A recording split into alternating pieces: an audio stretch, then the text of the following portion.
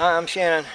Thanks for stopping by. I want to remind you to click like and subscribe and comment in the comment sections.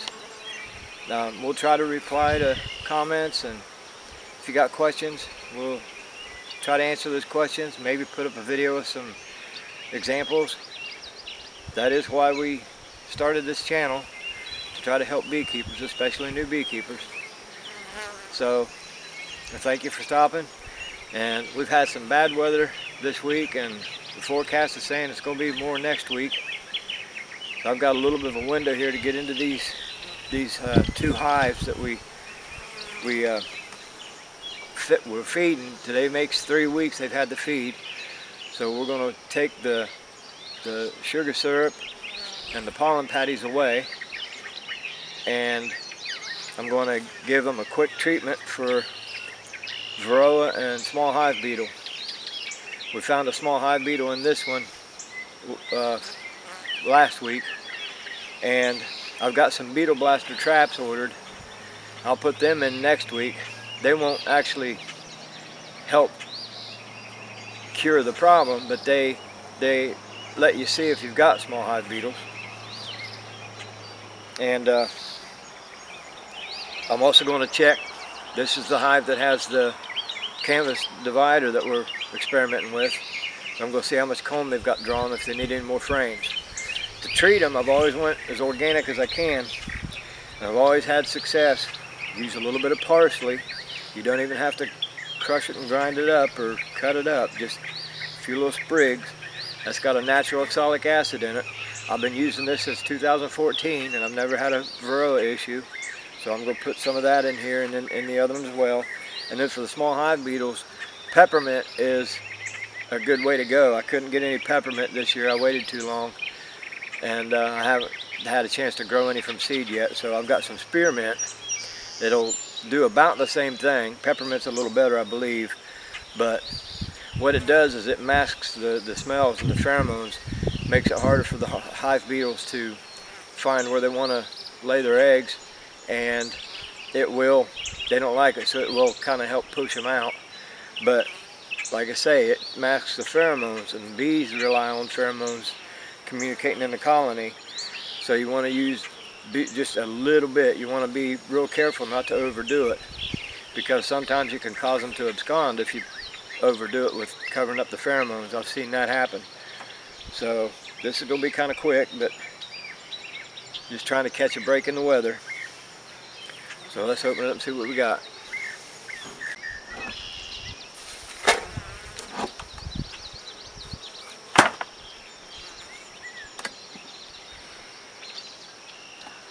Sugar syrup's empty. I knew it would be. They have used a lot of that pollen patty. Right there's a small hive beetle. They've used a lot of that pollen patty. But that's the problem with the pollen patty. There's another one.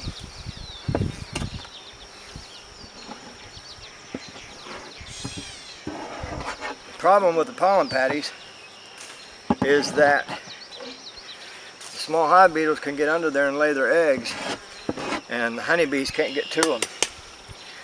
So you really don't, I don't like the pollen patties, but I'll give them to them in a pinch.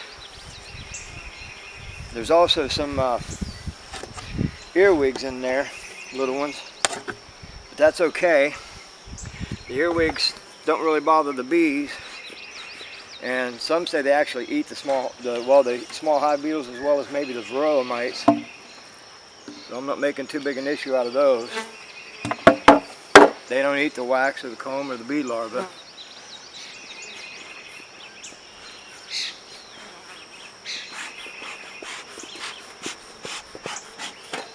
Do a quick look here, see how much comb we've got.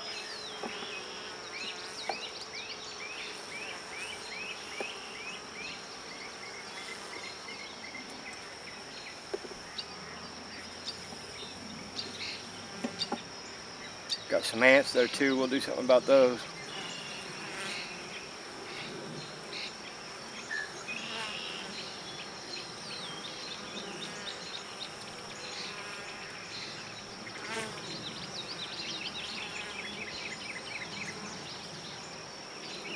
They're drawing that comb out pretty good. There's the queen. See if we can mark her while we got her out here. Let me get my cage.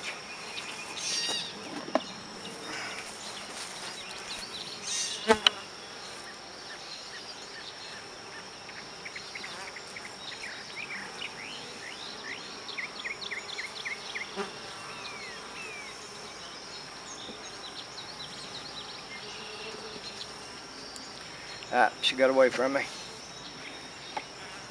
Oh well. She looks good. Yeah, they're really getting this drawn out. They've got less than a half a frame there, maybe a quarter frame. That frame there was the only empty they had.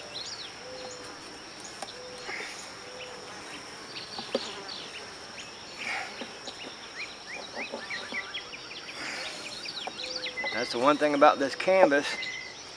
They attach it. They attach it with the propolis. Now I am going to add a frame. Give them another empty frame.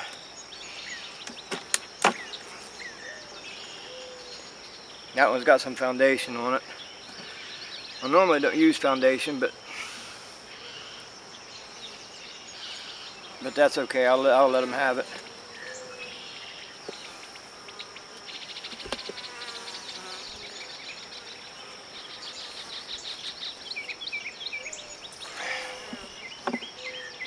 I prefer not to use it.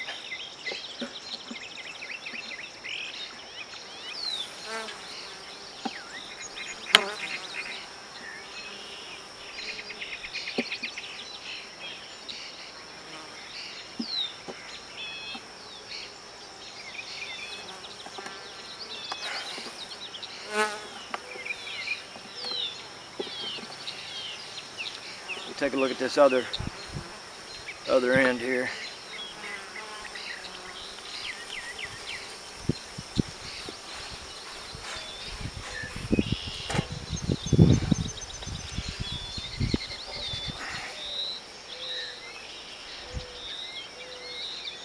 Yeah, they're adding to that old comb and cleaning it up and filling it up. We got some nectar and pollen in that.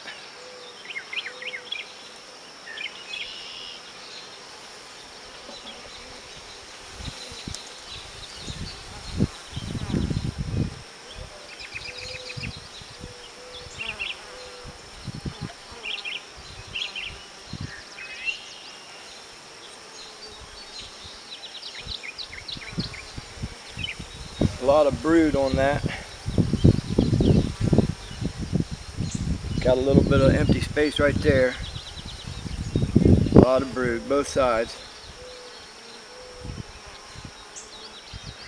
All right.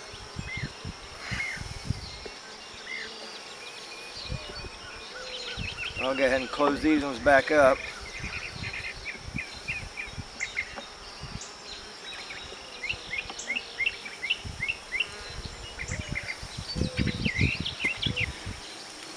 These little bits of parsley, lay them across the brood nest here. A little bit of spearmint. Peppermint would be better, but I'd rather have peppermint, but spearmint will work. Just lay them across the top of the frames. Put the inner cover back on.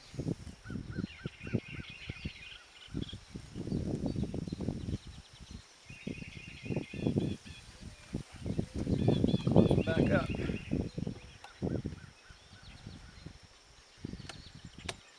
That'll give them a little bit of time to build more comb. Give them an extra frame. That way, if the weather, I won't be able to get back in it for at least a week. So that way they won't run out of room. And then beetle traps will be here. And next week I'll put the beetle traps in, and we'll be able to watch and see how many small hive beetles we end up with. Bees, if it's counts low enough, they'll take care of it. But try to help them out by discouraging those small hive beetles.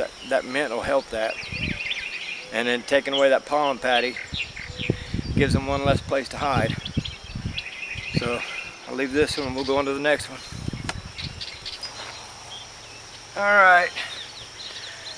Alright, this is the second one. This is colony number 2. This is the second swarm. This is the one we went out and caught out of the tree.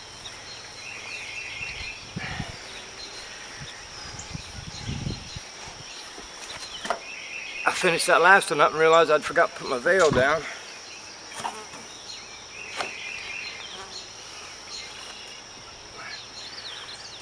Just comfortable with it, I guess. Y'all didn't remind me. I see how you are. Yeah, when they're gentle like that, it's easy to forget about, but no big deal. They didn't use as much of that pollen patty. They didn't touch theirs near as much as the other one did.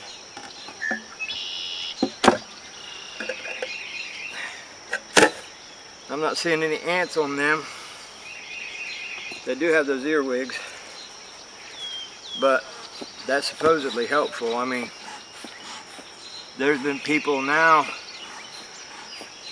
been ordering, you've been able to order nematodes to put in your hives. It's supposed to be a benefit to the bees. I found out recently that people have actually been ordering and buying earwigs to put in there. I guess I got lucky and got free ones.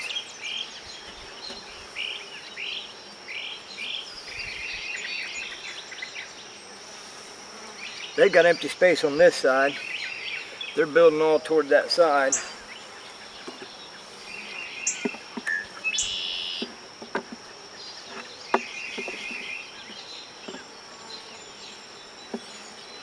Working a little bit on that one.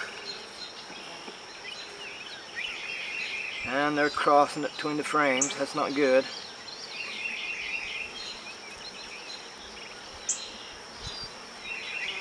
They build it sometimes across 2 frames. That creates problems. Not for them, but for us. There's honey in that one. They'll clean that up. It leaked a little bit, but not too much.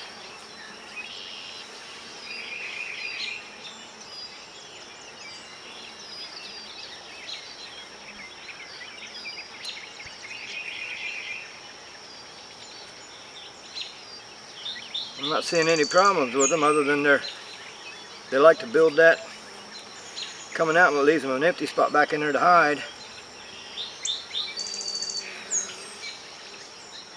I'm not going to mess with it too much. See where they crossed them to. It tore that open. You got a little bit of honey dripping out there. A little bit. Alright, well, that was that. The battery died somewhere through that second colony.